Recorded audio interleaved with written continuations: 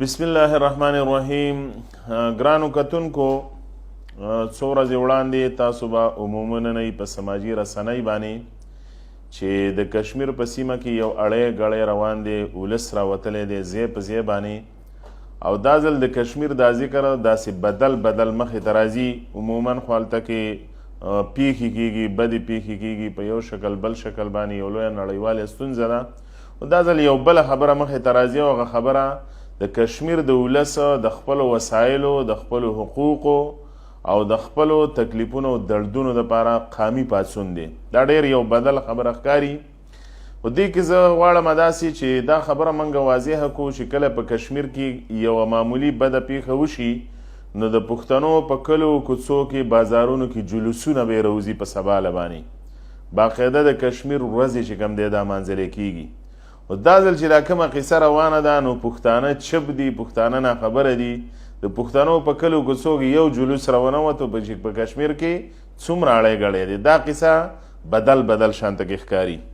نو ممتاز اورکزی صاحب وایي منې که نه د نصاب کرامتونه او تبا پښتنو پورته کړل غږونه د کشمیر.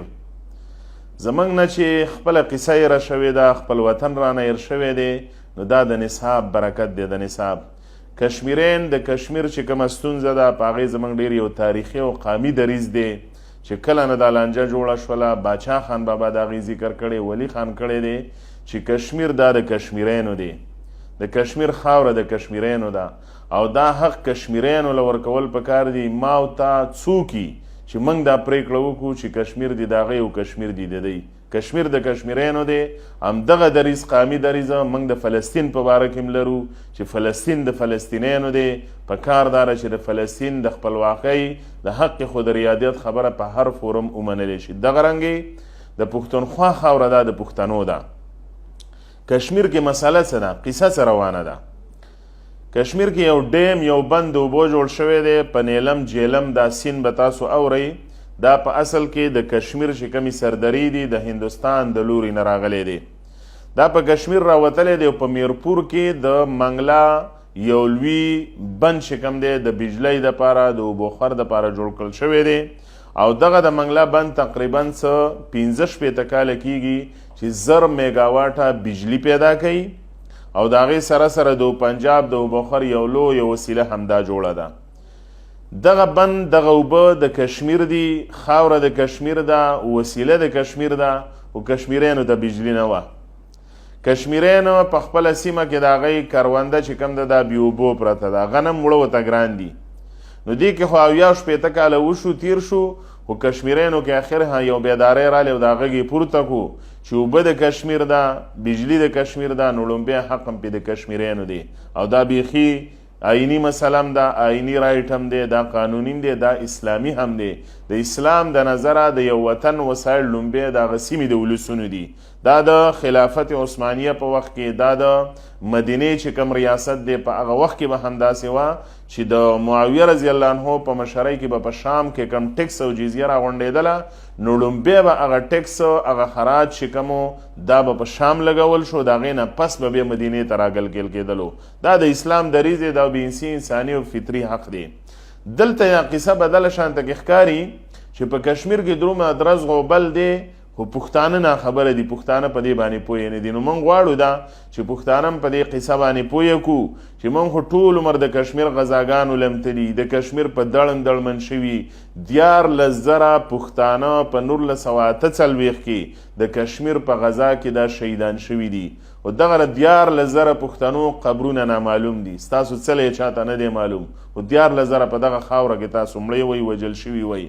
زموږ سوچ دا دی، زموږ فکر دا دی چې کشمیر بیدار شو، په کار داره چې پښتانه هم بیدار شي.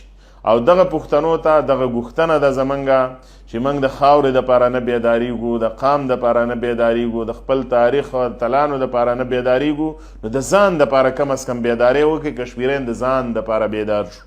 ساده مسله ده. د کشمیر په رڼا کې موږ وایو چې کشمیرین راپاسې، نو یو دم هغې ته اعلان وشو د وفاقي حکومت د اړخ نه چې ستاسو بجلی تقریبا ویړیا شوله، مسئله حل شوله، دا بسټیک شوله، حل شوه. د وړو د غنمو چې کومه ګراني وه غوښتنه وشوه، هغه مسله حل شوه. نور د هغې چې کوم جنون ډیمانډز و هغه پورته شو، هغه حل شو. خو که هلته موږ ګورو هلته کنټرول لاین یادیږي، دې خوا ډیورنډ لاین یادیږي. سوال دا دی چې په کنټرول لاین باندې یو انداز دی د یو مسلې د حل کولو، په ډیورنډ لاین په اړه چې پښتانه پراته دي د دوی سره بل انداز دی. دا ځکه چې موږ په قامي مسله باندې نه بیداریږو. په دې وخت کې که موږ ګورو د بجلۍ دا خبره چې تاسو ته کوو، نو د پاکستان د آرټیکل 162 جزء دا ډېره پاکې موږ ته ویلې ده چې د بجلۍ رایلټي د دې چې کم ګټه ده، کم ټیکس دی، دا به د هغه صوبې او پیداواري یونټ حق چې چېرته د دې تولید کیږي. د آیین آرټیکل 153 موږ ته دا وایي چې په کومه سیمه کې ګیس پیدا کیږي، لومبی حق د دغه خاورې د ولسونو دی. تا ته ګیس نشته په خپله خاوره کې، یو په 2.4 MMC ګیس پیدا کوو او ضرورت هم 210 MMC دی، خو ستا په وطن کې ګیس نشته. که کم 80% سیمې د پښتونخوا دي د ګیس نه خالي دي. د باجوړ نه وزیرستانه پورې 80 لکه پښتنو ته په یو کور کې ګیس نشته دی. نو آیین په کم ځای کې پاتې شو. تیل ستا په دې خاوره باندې روزي، نو د آیین آرټیکل 160 لومبی جزء موږ ته دا وایي چې د تیل او د ګیسو چې کم سیلز ټیکس دی دا به پیداواري یونټ ته ورکول کیږي. د آیین آرټیکل 102 جزء موږ ته دا وایي چې په تیل او ګیسو باندې لومبی مساوي شرکت او حق ملکیت دا دغه سیمې دی چې چېرته دا پیدا کیږي. د پښتونخوا د ټولې بجلۍ ضرورت 300 میګاواټه دی، تقریبا 2.5 میګاواټه، څه کم 9,000 میګاواټه بجلی دا موږ په پاوکم 1 روپۍ باندې پیدا کوو. واپس دغه بجلی په پښتنو باندې د 40 نه تر د 15 روپۍ یونټ پورې خرڅول کیږي.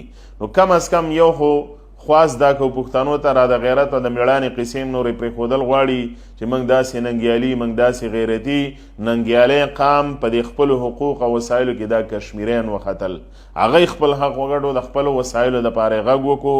که موږ دا وایو چې موږ میړني، نو موږ له پکار دا ده چې د خپل وطن د امن د غږ دپاره پاڅو، د خپل وطن د بجلۍ د حق دپاره راپاڅو، د خپل وطن د ګیس او د نورو وسایلو د حق دپاره راپاڅو. او دا بیخي د دغه پښتنو په لاس کې دی دا اختیار د 15 کاله نه ستاسو په دې صوبه کې ستاسو روډ په ذریعه باندې څوک واکمني کوي، څوک په تاسو باچایي کوي، خو ستا د وطن په امن باندې خبره نه کوي، ستا د بجلۍ په حقوق او رایلټۍ باندې خبره نه کوي، ستا د وسایلو په چور تالان باندې خبره نه کوي.